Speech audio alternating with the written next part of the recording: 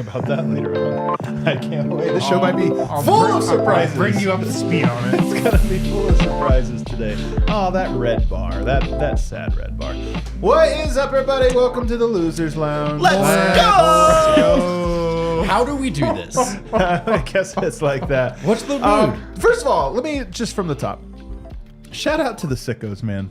If you're watching this Losers Lounge at 11 o'clock Mountain Time, we love you. We absolutely love you. 2, you are a real one.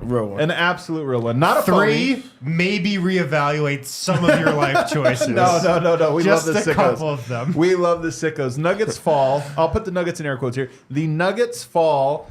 Oh, man, I never get the final score because I always close my laptop. 116-103. 116-103. They fall to the. You talk about it like it's an algebra problem. It's because every time I close it like this and then it takes it and then I'm wrong. 116-103. The Nuggets lose. Clippers played their starters for a little bit. Nuggets played their bench. Then they went deep into their bench. And guess what? There are some surprise standouts to get to tonight. Not guys we thought we'd be getting to. To help me break it all down, I've got the founder of Jurassic Park himself. Yeah, welcome in, everyone. You're doing the hat again. Yeah, I don't know, man. right. Trying to find something out of nothing. This is not my water. That's my big takeaway. Really? And I already sipped it. Yeah, so just drink Kale, it, man. this is You can going have over it. here. Over here, Harrison wins. Shout out to the Avs. 82-0 on the table for the Colorado Avalanche. In true, We were watching that while watching this preseason game tonight. in true Avs beat fashion, I went to them. I was like 82-0. They're like, we don't want that. I was like, what's the record? 60 wins. We don't want them to do that. So apparently it's bad. That's They need such to a lose. hockey thing. It is such a hockey. Like Yeah. they need to lose. Oh, we would love it. Yeah, we would love it. Yeah. And then over there, Superstar Dev. We're all sickos. If we're all here right now, we're all sickos. Yeah, Nowhere I'd rather be. even us here on the panel are. I'm going to give you sickos. 3 places, and you tell me if you'd really rather not be there. Yeah, than nowhere right else. now. Guys, Aruba. fast Sorry. break Okay. breakdown coming up right now. I don't know if you guys remember way back at the beginning of this game, but Julian Strawther was the best player on a court that featured Kawhi Leonard. ESPN even put up a graphic that had his stats and Kawhi's next to each other. Strawther dominating every category. He was actually really good and really impressive once again in the first quarter He here. locked up Kawhi Leonard on one possession in the first quarter tonight. And his confidence just keeps getting higher and higher. His confidence is through the roof. Pickett once again played more minutes than Colin Gillespie. I thought maybe this would be a game they would flip it. Does not appear to be the case. Every game Pickett has been the number one guy. Colin didn't come in until much later in the game.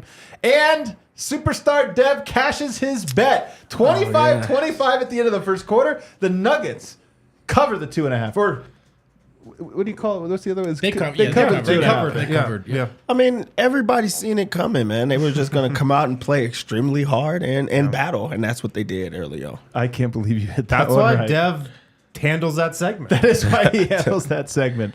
I can't believe I And ever I always doubted go, him. a person Yeah, who's never won totally. a bet. I Yeah. always go, that doesn't sound right to He me. must be wrong this time. Yeah. And then we start the show the same way.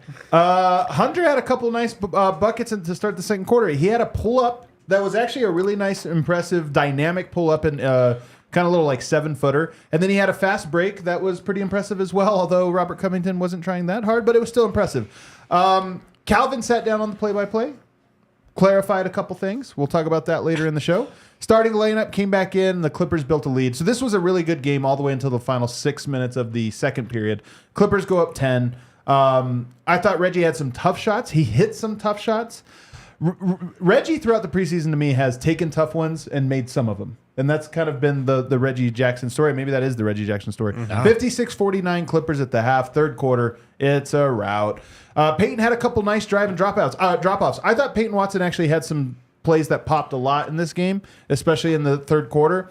Nuggets were, though, in the third quarter, absolutely wrecked. Bones Highland, who had a very bad first half, he started to cook in that second half, man. He really got going, looked comfortable, and nobody could do anything with him. It was 91-72 Clippers. Fourth quarter, we had... Tell me some of the guys who were out there. Your boy, Brema. Brema looked good. Brema looked good. You've been high on him. Yeah, you've been singing his praises. I mean, I just know which one he is every time. Every time he's out there, I know which one he is. The tall one. Yeah, so that was that. End of bench guys. We might talk about them a little bit. They're mostly Grand Rapids Gold guys, but we'll talk about some of it here and there. All right, let's start us off, Dev. Big takeaway. So my big takeaway was this game was a lot of what you expected. The Nuggets sat all their guys, so they had to go against the Clippers starting unit. And while they started out the game playing extremely, tough and close, that was going to change. The Clippers, they had the better players in this one. But I feel like you got a long leash for a lot of guys, and you got to see what you wanted. And while it didn't go good, I think that's what you needed to see if you're a coach. I mean, I definitely feel like there was some stuff to glean from this game, so I'm with you. And they did that's what this game was all about. Wind, your big takeaway? My big takeaway is the bench is still very, very concerning. That's Ollie Pop. Yeah, Ollie Pop. Another big takeaway from tonight. Okay. The bench is very, very concerning. I feel like we did learn a lot about it. I think there is some clarity there. But part of that takeaway is that Braxton Key had 14 points, 10 rebounds, and 2 blocks tonight in 19 minutes. And I know he's only 6'8". Is he? Right now, I would take him over Zeke Naji at backup center. Jeez. Is Braxton Key the best backup center on the Nuggets roster? I mean, I'm joking a little bit, but he was impressive tonight. I have heard some really good rumors about him just from people close to the team. I heard them going back into the offseason. I heard them at training camp. He has been impressive behind closed doors, and he's been solid in the preseason. He's on a 2-way contract. I don't think there's anything like unbelievable there, but I think there's a chance he could be, a very end of the rotation type of guy. There might be a little something there with Braxton Key, and I thought he was one of the standouts tonight. I mean, he was probably the standout of all the players tonight. It might have been him that stood out the most. So we're with you. We're going to spend a lot more time on him. Yeah. What's your big takeaway? Mine is that, I'll be interested to hear what you guys thought on, initial watch, to what extent we rewatched Strawther's game. I put in the roundtable that before we really draw conclusions, it's probably important to see him struggle a little bit. What does it look like when Strawther doesn't play his A-plus game? How does he respond? Why did he struggle? Very good first quarter tonight. Kind of interesting just to look at, okay, this is a game where he finally doesn't shoot well from the field, 3 of 11. Yeah. So what did he contribute? And I did think there were some moments where he looked pretty comfortable with the ball on the floor, did get 2 assists, a steal. But since game 1 for Strawther, in game 1, Strawther filled up the rebound column. He did a lot of everything. Since then, it's been a little bit more contingent upon the shot. Just something to keep an eye on. I'm not pumping the brakes or anything, but just because he's clearly so good, we want to learn everything about this guy. And this was the first real Strawther doesn't light it up game. So maybe there's something to learn there. I think one of the things that really stands out about the preseason is that guys are almost never going up against the caliber of opponent that they will be going up against. The second unit often playing against third units. First unit often going up against second units and so on and so forth. This was kind of the first chance to see a lot of these guys up, not down. Yeah. Right. Playing up a level. Oh, now you're going against the Clippers as starters. So I think that's part of it. And you're right, 27 minutes tonight without a rebound. And really the stats were pretty thin overall for Julian Strawther. 12 points, 2 assists, 1 steal. That being said, I still kind of liked what I saw from him. Totally. I still felt like he still continued to look the part, That's which it. he has this entire preseason. He looks like he belongs. I think that's it. My takeaway is different guys have looked good throughout this preseason. I thought this was a good game for Hunter Tyson. He had some moments that reminded me of Summer League. He had moments that were like, oh, there it is again. He looks like when his shot is balanced and stuff, he actually has a very good just balance to his game. He get some of the pull-ups he had today. I was like, man, that looks smooth. It looks like there's something there. Peyton Watson was very up and down to me. We're going to get into him, but he had some plays to me that I'm like, man, that's really special. And then he had a lot of plays that it's like, you can't play that. That's unplayable. And then Braxton Key, I'm with you, man. To me, if you just didn't know anything about any of these guys, their age, where they were picked, what their contracts look like, you'd probably look at him and be like, so that's the guy that plays, right? He looked like the guy that was a player. So for me, this was a really nice game for the starters to get fully out of the way. So we're not even comparing them, this or that. Right. And it's like, get fully out of the way and let's evaluate. And I feel like my evaluation of the preseason and of the bench and of the deep bench, I feel like it's more or less complete.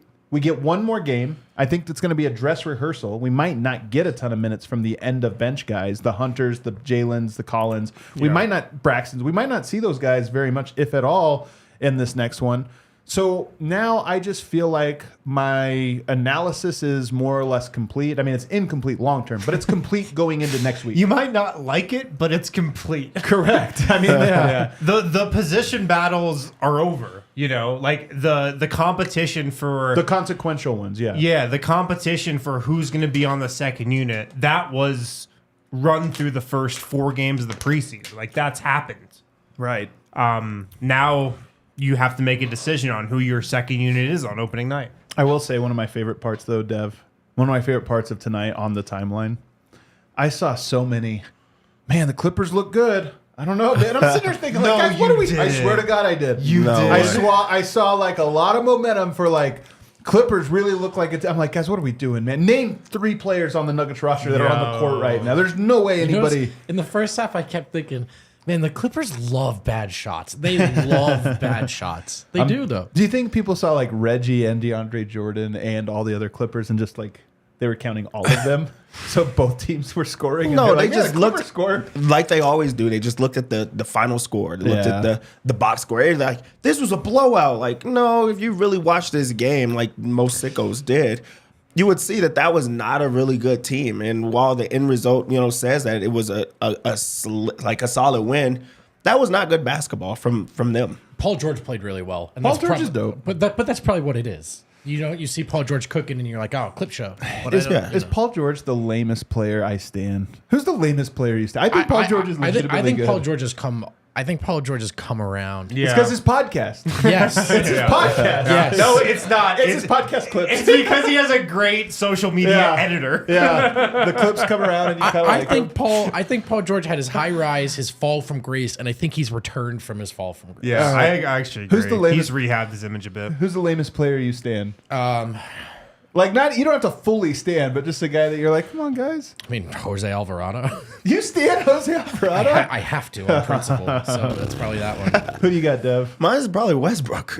You're a Westbrook guy? Yeah, he's got to be Westbrook. It was OJ Mayo. Westbrook No, had a OJ Mayo for sure. Westbrook had one flying layup tonight where he went to his left, and Dev goes, "Is he back?" He has to be. The way he started that game, I say, yo, he might be electric again. Who's the lamest player you stand? I don't know, man. Dev probably knows though. I was gonna say Yeah. Joe Harris. I had like a Jake Lehman phase. I don't really. Jake did have a Lehman. Jake It's Lehman. Jake I don't Lehman really for know what sure. was going on there. It's Jake Lehman. He's definitely just not even in the NBA, not even in Europe, just probably out of basketball. These are all now. comps. These are all comps. Dev, shut up. I knew Dev would know. Oh my goodness. Well, one name none of you guys said was Braxton Key. Matt Ryan. I was just probably. going to ask what team he's Yeah, on. Matt Ryan. Well, he's on the Timberwolves, of course. Oh, I stand Matt Ryan because Matt Ryan stand Jokic, and so like anybody that rides with Jokic, I ride with them. You guys, Braxton Key though is the surprise player to me. I mean, we put the headline, the surprise player, and I'm sure people are like, "Ooh, I can't wait to find out it's Braxton Key." I apologize. It's. I don't think people will be too excited, but I thought in every game he has done some stuff where it looks good. He's got a big. I mean, first of all, it's just the build. 6'8". I can't believe they list him at 6'8". Doesn't he look way bigger than that? Way bigger. Well, have you Is it his sized him wingspan? up yet? I haven't sized him up yet. Then we don't know. We don't know, but he does look bigger than 6'8". He plays bigger than 6'8". He's very mobile for as big as he is. And then tonight, it's just like he just did a lot of stuff. I mean, he only played 19 minutes. He was the only player who was a positive tonight. Played 19 minutes, was a +3. He had 14 points, 10 rebounds, 1 assist, 2 blocks, 5 of 7 shooting, 4 of 5 from the line. Like, you go all the way through it. I mean, he's looked good, and he looks like he makes an impact. Yeah. I was kidding a little bit when I said he's the best backup center because he's a 4. I don't think he's a 5. But I think he'd do a better job at backup center than a couple guys Nuggets have on their roster right now. He's strong. He's big. He just kind of plays within himself. He knows his game. he's not a shooter, but No. he can use his muscle and get to the rim. He can rebound, obviously. 10 rebounds, 3 offensive rebounds. He just kind of knows his role. Seems like a smart player. Again, I don't think the Nuggets have like found a gem here. I don't think he's gonna someday become a top 8 rotation guy. But he looks like an NBA player, and he looks like a guy who can hang around the league for a while. And he's on a 2-way contract, and I know just talking to people around the team, the Nuggets are excited about him. They're intrigued with the guy he could become. So I think he's interesting. Are we sure? This is a real take. I'm not actually just being provocative. You say 6'8", not really a center. Are we sure the power forward minutes are locked up? And I'm serious. Justin Holiday's 6'7". Peyton Watson's about 6'8". Neither one of them have been tremendous rebounders. Watson looks a little. So I'm not saying this is my preference. This is likely, but is it fully off the table that Braxton Key can't be the 4 for that second unit? I think it's a broader discussion. I have it for us to talk about later about just how much should Denver play the guys that make the most impact in the moment versus how much do they need to develop, because he is 26 years old. I mean, maybe there is, a wisdom too. If you have a good 2-way player, you might be able to sign him to a real deal or something like that, and then you just have a cheap, because it's not like you're signing him for a ton of money if he does work out. So maybe there is something to that, but I just have a sense that the team wants the other guys to make it over him. I think there is a hard path there. But nonetheless, when you sign a 2-way guy, I've talked about this before, but there are 2 types of 2-way guys. There's guys that you have that can just plug in case there's an injury, and then there's guys that you hope can be long term. I think he is probably, as all of the 2-way guys are, more, there's an injury, bring him up. Of course, yeah. But at the same time, he does look like, if you just ask me, based solely on the 4 preseason games, who's the most ready? I mean, he's on a short list of guys. Strawther, number 1. Braxton Key might be right there, number 2, in terms of guys that consistently look like they know what to do. Yeah, it's good for me to see a Braxton that I could root for, because there was like Braxton on the Jamie Foxx show, and then there's Tony Braxton, who I was like infatuated with. So like to find a middle ground is Tyrone great. Braxton? Who? No idea who that is. But like really, is you just talked about impact. Braxton Key is always at the right spot. He does a lot of the things. Like, he's really productive every single time that he's on the floor. He knows where to be. One of his finishes today was insane. Like, you talk about if you just took everything off, like numbers, name and things like that. You would have thought, if you were just a person looking, you would have been like, Peyton Watson is the guy that you're going after in this game. That has to be Peyton Watson, because he just makes like popping plays. He just stands out in different ways. And he has 9 rebounds in this game. He could have had more. 10 rebounds in this game. He could have had more. Double in short minutes, and that's while still trying to like earn your way. So like, I feel like he solidified himself as like a spot that you could just throw in there at times. And here's something I do know. Michael Malone really likes Braxton Key. Yeah. Michael Malone likes how ready and solid and consistent Braxton Key is. And I would agree with you. The Nuggets want Peyton Watson to play this year. Front office wants him to have a spot in that rotation. But I do know Mike Malone really likes Braxton Key. So we know how it goes, right? So you say, okay, what if there's an injury? But if there's an injury and then there's a 2.5 week stretch where Braxton Key looks really good, does he get a month or whatever? Right. And that's actually not unprecedented even for a 2-way guy with the Nuggets. It's not optimal. Right. I agree that there are other outcomes you are more hopeful happen.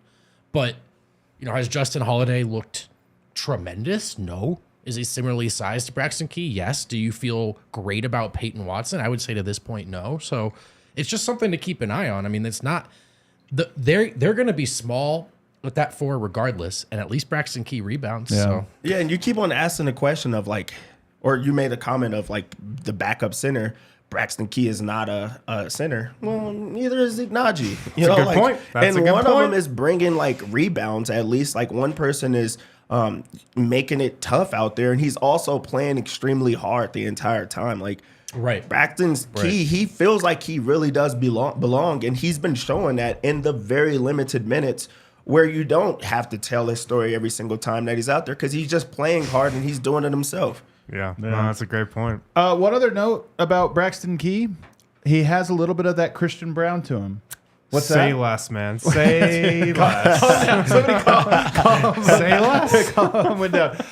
He won a championship at Oak Hill Academy. National championship Did there he? in prep school. He won a national championship for Virginia. A little bit of a built-in winner here. He's just everywhere he goes. He also has, I know it's a funny one, G League championship. Not funny to me. He has a G League championship. This guy's a Three-level winner. championship. He's a winner. He's a little bit of a winner. So, and honestly, in all sincerity, I do think that this front office values that. I mean, I think they weigh it very little, but I do think they look at it and go, to play Denver style, like there's something about role players that are on winning teams. They had to definitely have learned value it, something. yeah. So, Braxton Key, winner, and honestly, one of the big winners of preseason. And he also plays like a winner. yeah, for sure. And like that's kind of what I was trying to get to, but Yeah. I didn't know it. But he plays within himself. He plays the right way. He plays winning basketball. He doesn't make mistakes. He plays like a winner. Yeah. All right, let's take a break. We can only do. Are you Braxton sure? Key- I've got 3.5. I love Braxton Key. I'm excited right. for him, but Gotta I save also some know what the time for people Bremer. want. Yeah, we got to He save is a some more two-way time. On the player. other side, though, you know who else had a nice game tonight? Hunter.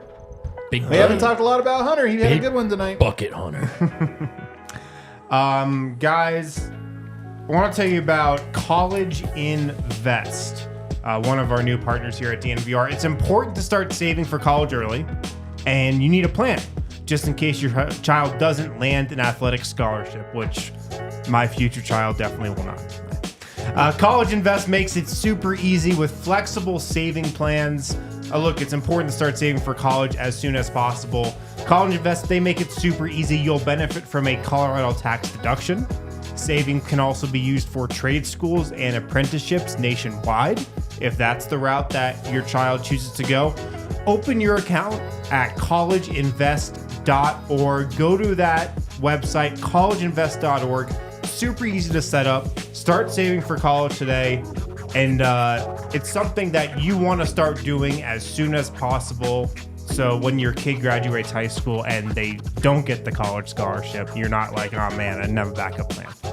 Start saving now, collegeinvest.org. What about if your kid's a huge Colorado Rapids fan? Or maybe you are and you don't have any kids. Kids are actually not central to this read at all. Just working on my segues.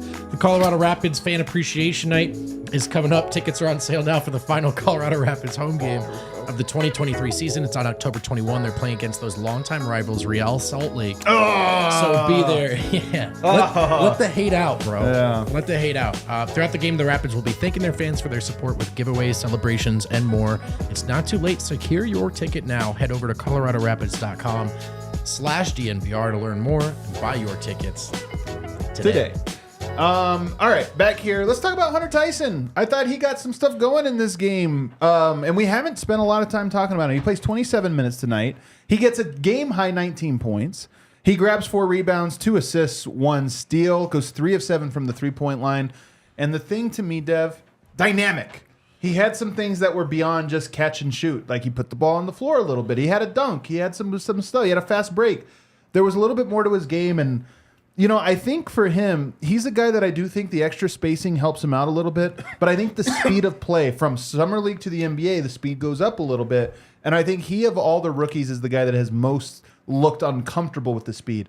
It is possible that today, going up against even faster players, starters tonight, it is possible that he's starting to adjust a little bit to that tempo. Yeah, you could just see it's like slowly coming to him. And I do think that it was a shock for him about how quick these guys are moving. And you're starting to see it, him start to break it down a bit more and also use his size, his strength and things like that. Like at first I feel like it was all athleticism that he was going off of and then the talent, of course. But now he's like, okay, I'm going to, operate in space or I'm going to use these other things. And he's not a guy that hangs his head at all. Like he could have just been like, hey, this is just too much for me. But he's like, okay, I'm going to get into different ways. I'm going to work, hard on rebounding. When my shot's not falling, I'm going to try to get to the, to the lane and things like that. So he just adds a bit more to his game. And right now you're starting to see it slow down for him.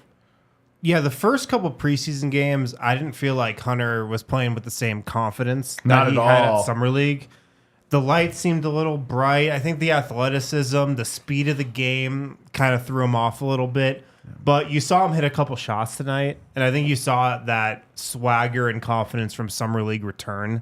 And I think it was important for him to have a game like this. Yeah. Can I tell you the turning point? There actually is a turning point. The dunk. The dunk?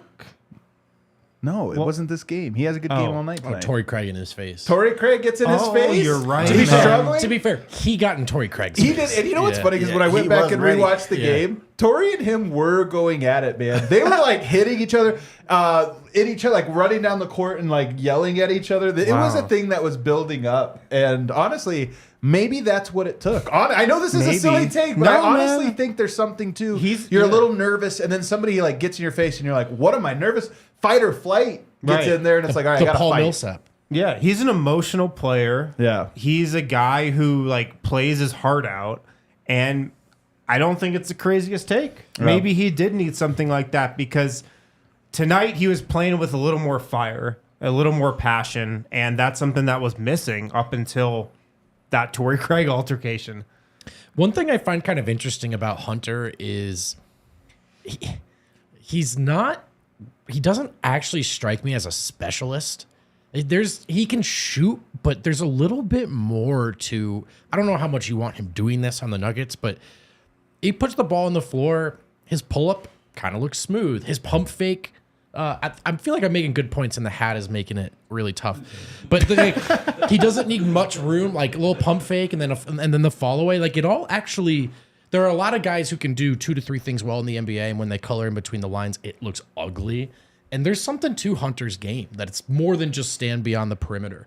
Having said that, I don't know how much of it is directly translatable to an open role on the team right now. He's a development, I think. He's a development guy. But yeah, there's something to like, when he's at Summer League, go ahead and explore your game. Yeah, You know? I honestly think that is exactly it, in that he's shown a little bit for me to be like, there is a player in there. There's a player in there, but he is gonna have. I do think he's gonna take a little strength. I think he probably is gonna have to get stronger. He looks way smaller out there now than he looked at Summer League. For sure. Yep. For sure. That's actually, to me, it's one of the biggest things about the NBA. I always say this, but at the draft, like Zeke Naji, I just remember thinking he was DeAndre Jordan in college because all the highlights, he just looked bigger than everyone. And Rebounded then everything. Yeah, then you get to the NBA and you're like, oh, he's like undersized in the center. Right. So Julian Strawther looks bigger than Hunter Tyson.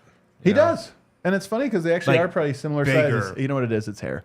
I think hair makes a person look bigger. No, but Hunter below his neck down is skinny. Male form corner. It's been a minute. It's been a minute. It's Strawther just like has a thicker build. Yeah, he does. I mean, he is though. Strawther has a really like sturdy build to him. That's part of what I like. I love Jurassic Park. Have I ever told you that? Yeah, you went as what I wear am wearing right now for Right, Halloween. you're wearing as at Halloween. Yeah. You know, it's one of those movies that there are people that really like it. I've heard that. Yeah, I've heard that. Hunter Park or Jurassic Park. I really like it. No reason at all, right? We just a quick tangent. No, because Vogt looks like he looks like he started. No, Hunter tonight. I mean, I just liked it. The shot, the balance, all those things, and I really do think there is something to him and Pickett. Both to me look like guys that are trying. Their number one focus is not making mistakes. And you can't succeed that way. You can't make mistakes. Like that's the balance of this is you actually can't go out there and screw up. But when you're so focused on that, it takes away. And I think with Pickett, there's a lot of that. It's part, in my opinion, of why he's not getting into things a little bit quicker. I mean, some of this is just, I think it's a real concern of whether or not he can do that at speed at the right time. Right. But there is a level of it where it's like he has 2 total turnovers so far in the preseason and all the minutes he's played. He's trying so hard not to turn the ball over. And I think with Hunter Tyson, there's a level of that I do think the Torrey Craig thing maybe like, if we are drawing a parallel, it might have been that he was like, you know what, I'm going to come out here and not make any mistakes, but also not make an impression. F it, let's go, and let's go into attack mode. So I liked it.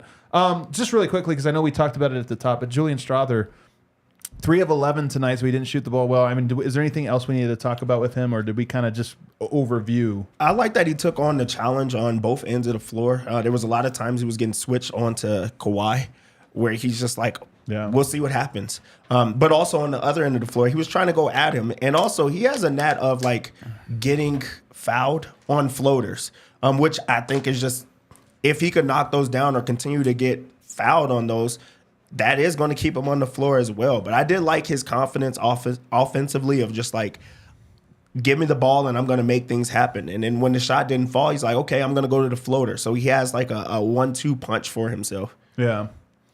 Yeah, he seemed to play like the same way tonight. Yes, that's a good take. He got the same shots. Yeah. He got to the floater, got to the line. I feel like he played his game tonight. Just the 3-pointer didn't go down. I would say maybe to me, by the end of his minutes, there was a little bit of this game is getting away from us. Look around on the floor. If someone's going to be the guy, it's probably either me or Reggie. And I think there was maybe more urgency behind some of his shots, but I'm also okay with that, right? That's the point of scaling up against these guys. And yeah, of the guys on the floor, he is the one that I wanted taking those shots. So some of it was just maybe a slightly scaled up role against a starter level. But I like the way you framed it up front. There's even through whatever he didn't do well tonight, he actually did just look the part still. Yeah. And sometimes it can be that simple. Yep. And I think that's the big thing for me. All 4 games, he's more or less looked the part. I do think his confidence is super high. Even though he missed shots tonight, I think it's super high. And I'll tell you what, this next game's a dress rehearsal. I think it's a dress rehearsal. I don't know. I think it'll be a dress rehearsal. I kind of expect he plays. I would expect he plays on Thursdays quite a bit. I would hope he is. I'm not so sure about all of the other guys, rotation. but I think he'll play. All right, let's take a break. On the other side, there's actually 2 players that I think were super fascinating tonight: Zeke Naji and Peyton Watson. It's hard to say either one had a great game because there was up and down, but there were peaks. That's what I want to see. There were some peaks tonight for both guys that were really good. Another part of the dress rehearsal, though. Mike Malone back with the team on Thursday. Oh, that's right. Full dress rehearsal, man. Guys, if you're going to Vegas looking for a place to stay, check out Circa Resort and Casino. It's Vegas's first ever adults-only casino resort. They've got the world's largest sports book. Seriously, 3-story stadium style, huge TVs, It's a big TV. tons of places to sit. They've got food all around there. They got Victory Burger, which we went to way too many times when we were there. Bingo. They've got I'll do it again. an awesome casino, all the slots, all the tables you could want. Then they have Stadium Swim, 4,000 person capacity. We watched a big MMA fight when we were there at Stadium Swim. All of us just chill. It was an awesome time. Best place to watch sports.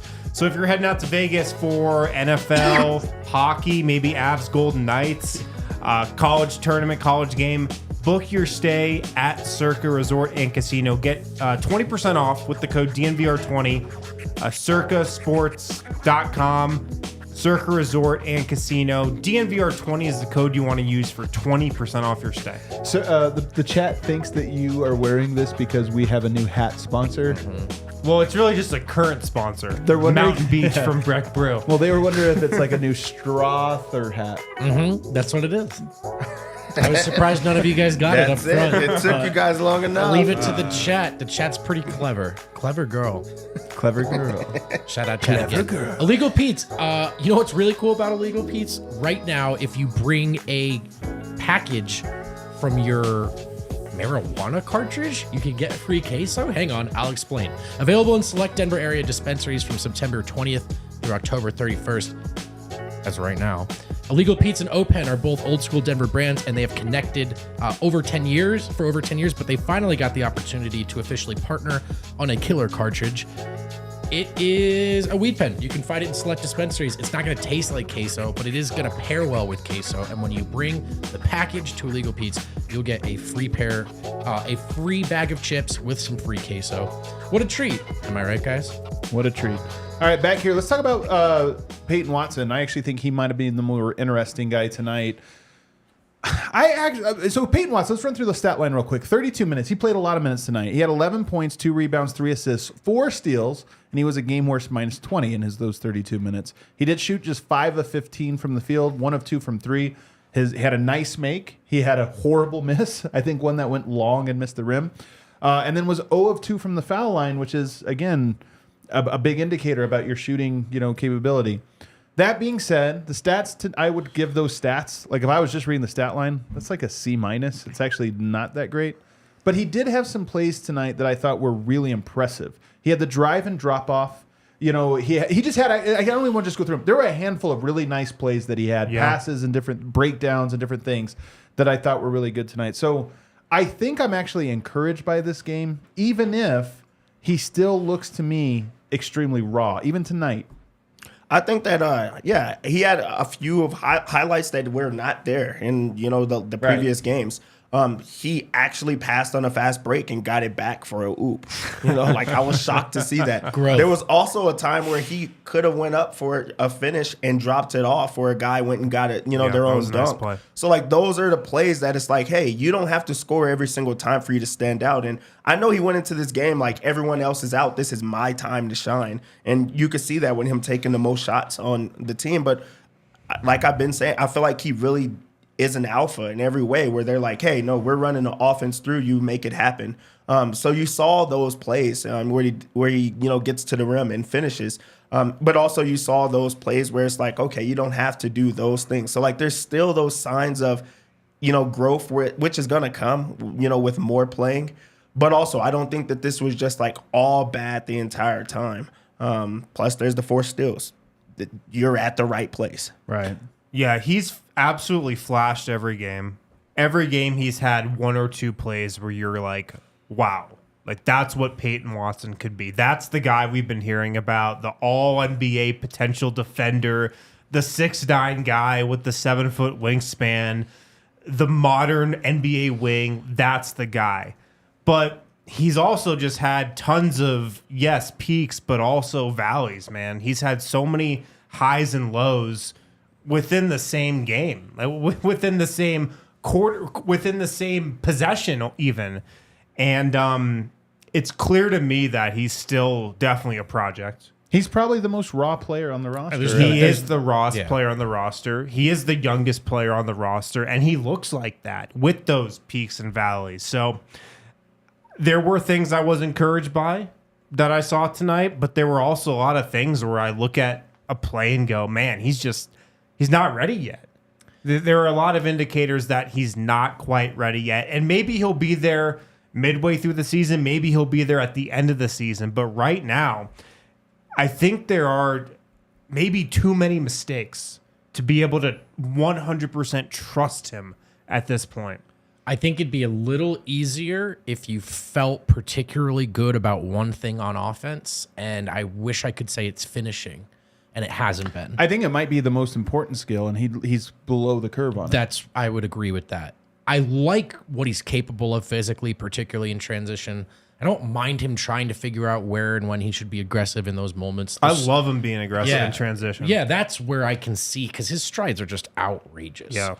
But I do think part of what makes him so enticing or maybe tantalizing for now are the physical tools, the profile, and the best way you'd like to see that pop up offensively would be just more dynamic around the rim. And I think right now, even when he gets there, it's a little too hit or miss. So I agree. I think the big question, he is not ready. And I think the big question is, what's the best path forward? Do you play him through that, or does he need to sit and watch? Yeah. That's the question I kind of want to ask here, because with both him, I guess let's go to Zeke Naji first, because I think it pertains to Zeke as well. Zeke had 22 minutes, 11 points, 5 rebounds, 2 assists, 2 steals. He goes 3 of 9 from the field, 0 of 1 from 3. One of the storylines, he's not really shooting a ton of threes. He turned down a 3 tonight.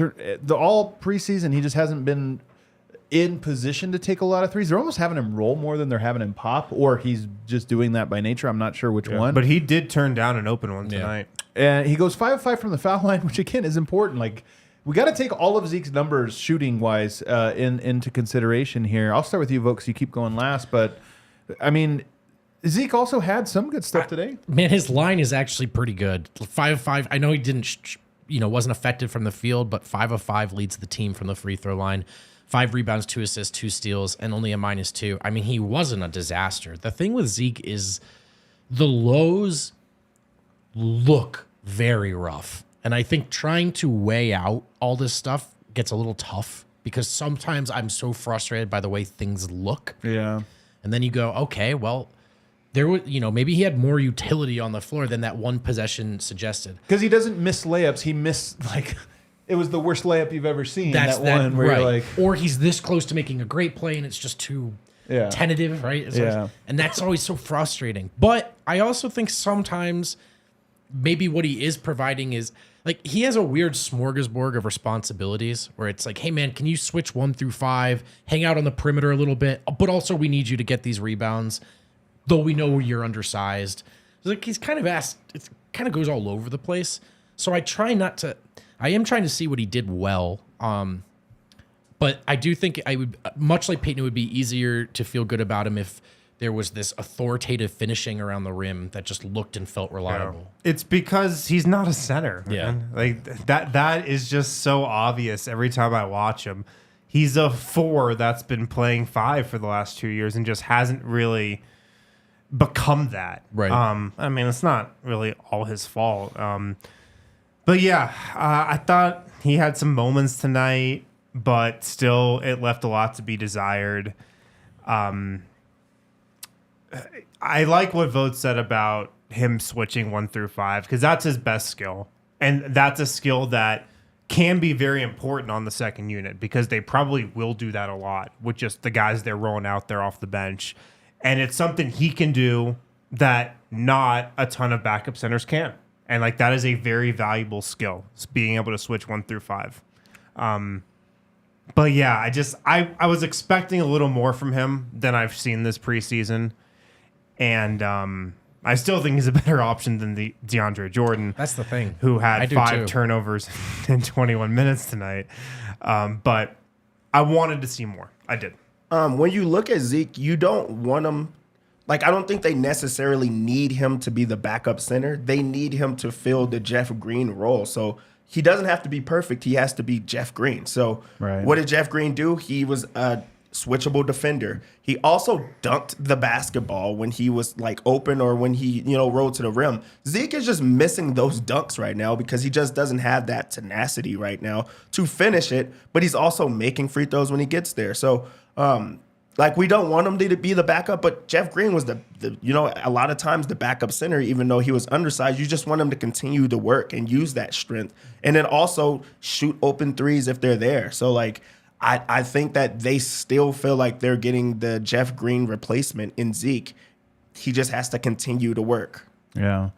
I think with both of these guys, they look really raw, and Zeke's been in the league for a while. I think he's going to be a raw player. I don't think Zeke should not look raw at this point. Well, I mean, yes and no. Like, honestly, Mason Plumlee is a polished decision maker and this or that, but everything he does looks rough, right? He's not smooth. Zeke, I don't think will ever be smooth. So some of it looks raw. Like his layup today is one of those ones where you watch it and you go how can a guy miss a layup that bad as an NBA player? But again, his skill set is weird in that he's good at some of these other things and bad at some of these other things. And usually that's not a combo that you see. But here's my thing. I think that with Zeke, there's no one in his way. For better or for worse, I just don't think it'll be DeAndre Jordan. I do think it's weird that they didn't play him with the starters tonight, that he came off of the bench. I kind of would have liked to see. I think they wanted to go center to center or something with Zubats. But Zeke, to me, has nobody following him. So I do think there's an easier case. You talked about Braxton Key. I just don't think Braxton Key's really going to get minutes in Zeke Najee's place. I just couldn't see it. No, I don't think so either. Could there be a scenario where maybe he ends up playing some minutes around Zeke alongside Zeke and they actually look good together as a front court? I could actually see that. Maybe you need that size. But with Peyton Watson, this year was all about him coming. He was one of the most interesting players. And I look at it now and I just go, with Zeke and with Peyton both, does Denver need to give them the runway to just get through whatever this is? I do think there's something about young players not wanting to lose their spot. And it creates an enormous amount of pressure. I've been in this spot, before, where it's like you're playing 50% as good as you can because you just know if you screw up, you're going to wreck it. And I do wonder if these guys just need a little air, a little breathing room to say, hey, you're going to play for a while. It's going to be ugly. The team's behind you. Versus if we were just saying this was the last preseason game we started on Tuesday, right now I would look at it and go, does Peyton Watson give you a better or worse chance of winning that game? At this moment, I think a worse chance. So I don't know. That's a tough one for me to kind of think about. What do you think, Dev? I think that if you were to just stop right now, there will be no backups anywhere. So let's just play the starters 48 minutes. Honestly, really, if you think about how many people we're talking, kind of down on or just wanting more out of, because it's really about expectation, but you just talk about there's not many other people there. There's only 6 guys, 7 guys, really, that we haven't really got to see, everyone else. So this next game, they are going to have to still, there is still questions. There's still things that have to be answered. And no one is like separated themselves from the pack. So these games are really meaningful. That's why we can spend so much time on this because we want to see more, and I know that the coaches want to see more. Well, what do you think will happen? Forget what should. Do you? I almost don't know if I can predict exactly. I don't know what's going to happen. I don't think I don't really have a feel for it. I'm with Wind there. I will say I feel like there are two different answers for each player here. I think with Zeke, you've reached the stage where you got to play through him. Yeah. Because I don't think DeAndre Jordan isn't going to get better with time at this point, with much respect to who he's been in his career. And at the very least, if you're flipping Zeke, you got to know what that asset is, or maybe hope there's value there. There's so much more time, I think, with Peyton. And I think you can at least try other things with Justin and Xavier, or even staggering Mike. With Zeke, I just think there's not much point in putting him back on the shelf at this point. Who is he? What is he? It's time to figure it out. And he is a guy who's been in and out, in and out, in and out. And the one thing he definitely hasn't had is an extended runway. So I think you got to play him. Peyton, I think you can. I'm not going to lose sleep if it's Justin Holiday to start the year. Yeah, with Zeke, I think we know what's going to happen. He's going to be the backup center. I think that's pretty clear. And I think that's a fine way to start the season. He's a better option than DeAndre Jordan, I think. With P-Watt, I don't know what's going to happen. I don't know if he's going to be in the opening night rotation.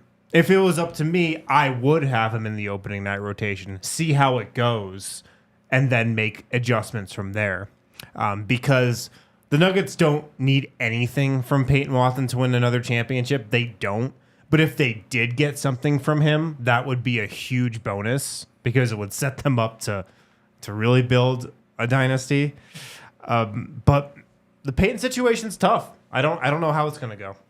I do wonder if it's almost better for his confidence not to be out there right away. I mean, Denver has some tough games right out of the gate. You know, Lakers are going to be a tough, emotional game on opening night with, I think, a little bit more tactically taxing than most game ones. Yeah. You know, just because there's familiarity and this or that.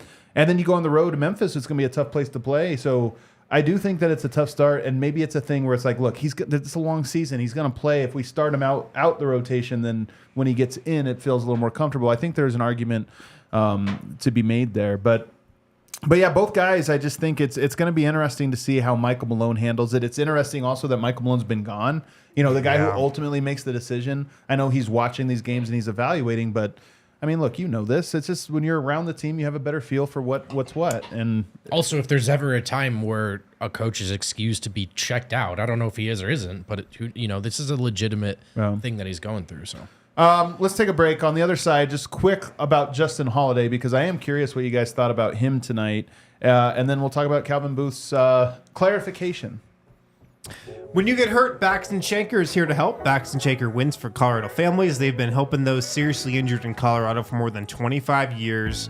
And the coolest thing about Braxton Shanker is you don't pay them any money until they win your case. No upfront fees, no fees while they're working on your case, no fees unless they win your case. And they do that a lot. They've won over $1 billion for their clients. They have neighborhood offices in Denver, Aurora, Englewood, Fort Collins. They've got the strength and power to win your case with 30 lawyers and over 100 people on their staff. So give these guys a call for any type of injury case where you weren't at fault: car accidents, motorcycle, rideshare, pedestrians, trucks. They can even help you if you're injured at work. Call them today, 222-2222, to find out if you have a case for free. Braxton Shanker wins. Alrighty, we're back. Final segment here. Just really quickly, Justin Holiday played 20 minutes. This is more in his role. He went 1 of 6. He had 3 points, 1 rebound, 1 assist, 2 steals. He was a -12. I'll be honest, my biggest Justin Holiday note today is that I didn't notice Justin Holiday. I don't think Justin Holiday is very good, man. He's a camouflage player. I don't think he's a very good basketball player. I mean, we saw him in this role. Like, I look, he hasn't stood out in a bad way at all this year either for me so far in the preseason. I have no Justin Holiday notes, man. But is that the note in and of itself? Yes, that you put him on this lineup and it's like, all right, that's not that inspiring. He's probably an easy cut, or is he a guy that? When I see Justin Holiday, especially in these type of settings, or just before this, when the starters are all there, I wish that Peyton Watson could have got those minutes, because I would like to see Peyton Watson alongside other people that can score, or like that he knows there's a pecking order, because every time Peyton Watson's out there, he's the guy. So he's always trying to generate or make things happen offensively. But if you put him next to Jokic, next to Jamal, KCP, Aaron Gordon, I feel like he would naturally become a defender. That's the role that you want him in. That's what he would mentally get into. So I feel like while you know what you're getting with Justin Holiday, why not tinker with these lineups and matchups where you could get, something? I think you could get a longer run at Peyton Watson. On Justin Holiday himself, camouflage. He's always just around, and it's not good or bad. I do think that I feel like whoever you put in that, you could just fit in, and that's what makes him a vet. He knows how to not stand out in the wrong ways. But also he doesn't have to do much, maybe knock down some threes, which we're not even seeing him take them. So, like, you have a guy, and you need guys for minutes. Nothing. Yeah, Nothing. I'm not excited to watch Justin Holiday anymore. I will tell you what. Great guy, good vet, great locker room dude, but I don't know. As we've gone through Peyton and Justin, I kind of want to circle back to my Braxton Key take. I don't know. I mean, He stood out more than any we of those seem guys. particularly uninspired by the other two options. I want to circle back to Reggie Jackson. Okay.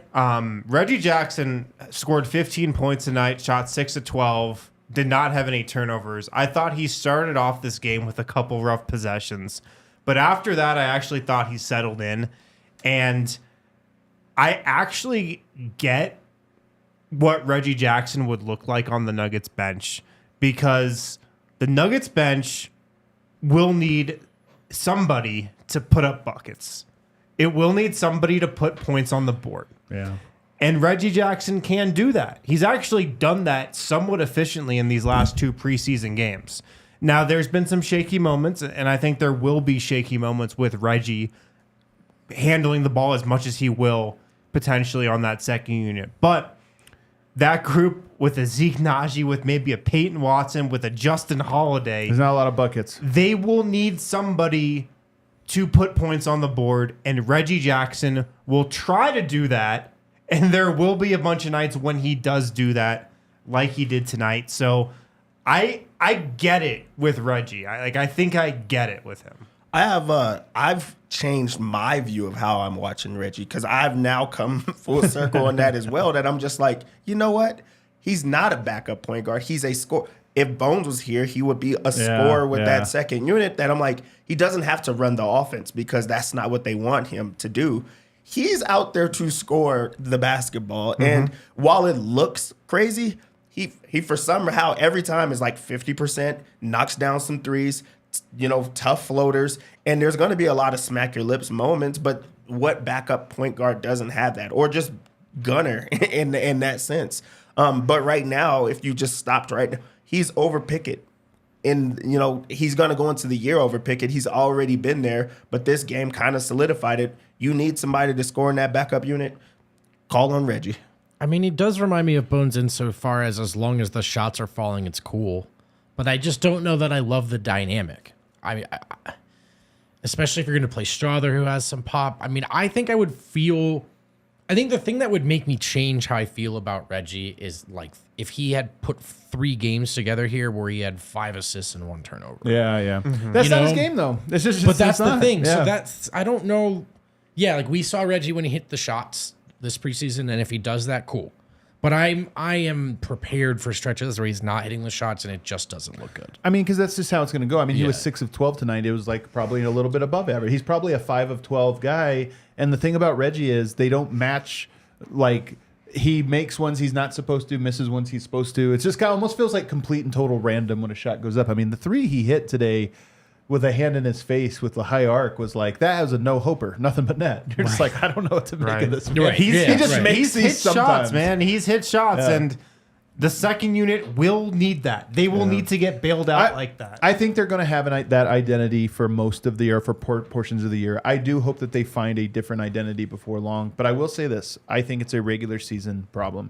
I do think there are bench lineups you get to in the playoffs that are just like Jamal Staggers, and then you have a couple other guys around, and that's what that is. All right, let's close out the show, though, and then get home, because it is midnight, guys. Let's close out the show by talking about Calvin Booth's comments. Do you have those pulled up, Win? Do you want to just kind of read what he said? He hopped on. So if you don't know the story, in fact, I will go ahead and say this. I think most people listening to the show right now won't know the story. The people listening live will, but the people listening to this podcast form or what? Because I don't think this was a big story. I think it was kind of a small story. It was, and then it felt like it went away, and now it feels like it's back. Circled back. So Calvin Booth did an interview with Kevin O'Connor of The Ringer, very well-known writer. And in it, it's a very long article about Denver trying to build a dynasty. Not just trying to repeat, but hey, here are the plans. And if you really wanted to summarize what it was about, it was Calvin Booth's philosophy, how he builds a roster, how does he approach these questions, and why did he make the roster the way it is this year following a title? And it was because he views this as like a 5-year plan. He doesn't view this as we have to go back to back. He views it as we have a chance to do that, but we have an even better chance to have the window open for a long time. That's it. But there were a couple quotes in there that were pretty controversial. We've talked about them a little bit yesterday. This went fake viral. Meaning it was a big story to a very specific type of person, a diehard NBA fan, and in particular, a diehard Denver Nuggets fan, that did not reach outside of a pretty small bubble. The media was aware of it, and the most diehard members of fans are aware of it. But we know this just from being in media. Like, I look at the numbers every day. I am obsessed with numbers with DNVR and ALLCITY because it's my job to be obsessed. People haven't quite tuned into the NBA just yet. They haven't quite tuned in. So this was a small story. But then Calvin Booth hopped on the broadcast today to clarify. These were his comments. He said, quote, "Under no circumstances would I make or approve of those kind of comments for public consumption. It's not my character as a person or executive, and I think it's an unfair characterization of Michael and Bones, Michael Porter Jr. I think Bones is a great kid, has a bright future ahead of him, a charismatic player in our game. And obviously, Michael is a core piece of our program with his character and offensive and defensive prowess. So I think that was unfair for those things to be put out there, and hopefully it doesn't happen in the future." What do we make of this, Vogt? Of this whole story? Well, first of all, I just think that he spoke on it at all is maybe the biggest thing to key in on, and whether or not that helped anything. Right. There seems to be a major premise here that there was a misunderstanding about what was on or off the record. Right. And I think regardless of whether you accept that major premise or not, like, let's call this what it is. Damage control. Did it help or not? I do think maybe it seemed to have raised more questions than it did answer them. I think it maybe extended a story that was ready to die. But also perhaps the reason, there's something to the fact that he felt so inclined to speak on it at all. Perhaps there were rippling effects, within the organization. Who knows? But I would say it's just most interesting that he felt like the damage control should be public in this instance. And it was either more than, if not just, a private phone call with Porter. And I'm not sure if that was the best move. But that's also really easy to say in hindsight, having seen the reaction played out. Yeah. He didn't take back the comments. Sure didn't. He didn't retract them. And so I think from that, I have to think this is a argument of what was on the record and what was off the record. It sounds like there's two possibilities. Yeah. One, it was not on the record and Kevin O'Connor published it. Yeah. Or one, it was on the record and Calvin was just kind of loose or unaware or wasn't locked in to, hey, I'm talking to a reporter. I need to make sure what I'm saying. Yeah. One of those two things is true, and we probably won't know unless this story does get bigger, Yeah. which is now more possible than before. We got Kevin O'Connor's side of it, which is the quotes that were published, on the record quotes. Right. And this is Calvin Booth's take on it, that obviously that stuff was not supposed to be made public. So that's just kind of where it's at right now. Yeah, I think they were both right. I think that I think that one person did their job. They got quotes and they used the quotes. One person thought that the quotes weren't going to be out there, and I mean he says it with the public consumption part. That's that part that throws me off. I think that he said what he said, and also like Vogt said, I wish that he would have just called Michael Porter Jr. and just said, hey, this was in hindsight, and left it at that. I don't feel like you needed to go on a national broadcast and, clear the air or anything like that, because I think that now there's sides to it all. Honestly, I just can't wait till this whole portion is done so you don't have to choose a side. Because I hope that people, are still getting quotes from, people that are higher up, and you get to see that side of them. But also, I feel like if you come out with a quote, I feel like media, you should be able to run with that. So I really do think that everyone's right. And I feel like Calvin Booth said some things that he really did feel. And this is not something that Michael is hearing for the first time or Bones is hearing for the first time. So this is the funniest part about all of this, is that it's like not like anything was said that isn't like known. It's just, but there is decorum about does this stuff go in public, which is understandable. But at the same time, we're making this like, can you believe what he said? Michael Porter has struggled with his defense. And you're like, what are we doing here, guys?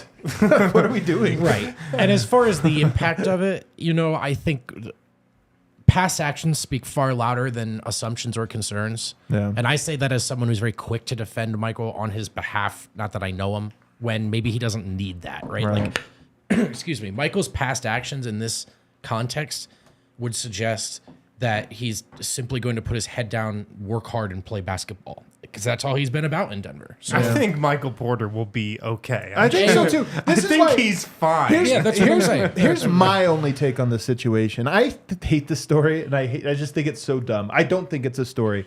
I would almost rather not talk about it, but at the same time, I do feel like we have an obligation to talk about these news stories. You don't want to feel like you're protecting the organization or this or that in a way that compromises you. That being said, I do think this is a dumb one that, unfortunately, we would have only talked about this the one time we did and never talked about it again, and now we're talking about it again. And now it's almost like a game. The one thing I will say is that this almost now puts the ball back in Kevin O'Connor's court, where it's like, does he respond to this now? And whether he does or doesn't, I have no idea what the right move is for him or what he should do or if that's best for his career or any of these types of things. But if he does, guess what happens?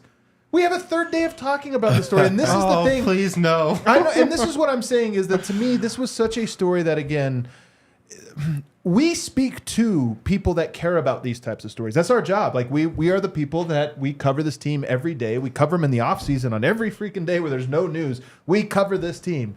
And that is crazy how we do that. And it's because there is a percentage of the fan base, like we capture a wide part of this, especially, like say the playoffs or this or that. It's like a very wide net. In the regular season, it's a medium net. In the offseason and the preseason, it's a very small net of people that care about the day-to-day stories. And this is one of those ones that only reach those. And we know this from being in media. It feels like everyone on earth is talking about you when you're the main character. And it sucks. It sucks being the main character for something you don't want to be the main character of. When you're a front-facing person, whether it's media or with a team, it's going to happen to you. But at the same time, everybody was not that many people. It really just wasn't that many people. It was like 50 people on And now Twitter. it's 100. And it's like, and if this thing goes back and forth tomorrow, it just gets bigger and bigger and bigger. So for me, I hate the story. I don't think it's that big. Calvin Booth, I think, learned a valuable lesson through this. A young GM who's inexperienced learned a valuable lesson through all of this. The whole back and forth, well, how is this guy going to feel? How's that going to feel? I don't know. We'll wait and see. And if that happens, it'll be a story. If not... You know what I actually feel pretty confident saying is, like, if you're worried, like, does Calvin see the value in Michael Porter Jr. on this team? Yes, he does. Yeah, of course. Oh, dude, we know that Cal is a MPJ believer, man. Right. He likes that guy. When we talk about the work ethic, that's the biggest thing they say. I just love that people are like, this is going to mess up free agency. He's going to think about this a whole year from now. I know. I'm telling you, Well, man, Bruce Brown might not come back to the Nuggets, but he might not. But at the same, Probably not Bones either. But I'm just saying, they would man, have never. There's so many things you could go back in time and be like, remember what a big deal this was? And you're like, I don't even remember it. That'd be a good podcast, actually. Go back, all the like Top crisis 10 that things were. that were bigger deals than they actually were. I have a Mike list of Malone- things I did that I'm very grateful you guys forgot about. That'll be long another list. good podcast. What's the dumbest player? We were like, he's not getting minutes. Malone's not playing him. And it turns out there was a good reason for it. What's the dumbest one? People were all in on Bobo. You're right. It's Bol Bol. Oh, yeah. It's, of course, Bol Bol, who, by the way, might not make it out of camp in Phoenix. Oh, the Ooh, poor yeah. Bol Bol story. All right. saw that coming. Guys, it's tomorrow. Let's go ahead and go to bed. Everybody, the sickos. Pat yourself on the... Oh, man, super chatting on today. The real sickos. But I'm serious about this. Pat yourself on your back, man. You love the same things we love. We love this dumb team and thinking about them in all these weird ways. You guys are real ones. 5-5-5-5-5-ish. This one's for all the sickos that stayed up for the delayed tip-off the whole game and are in this live chat Man, hanging I out with the love fellas. you guys. This was fun. I had fun. This is who we do it for. That's so true. Drunk philosophy. Because my boy 55555-ish isn't here to give it, and I know he would have wanted to. Au contraire. Thanks for the entertainment all summer, boys. Nug life. Thank you, Drunk philosophy. Thank you.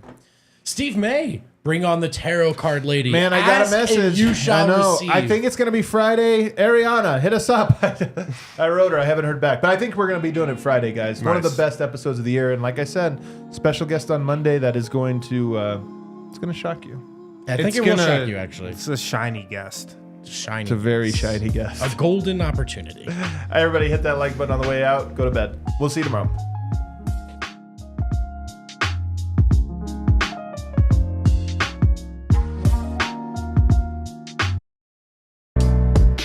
We all silly like the mayor.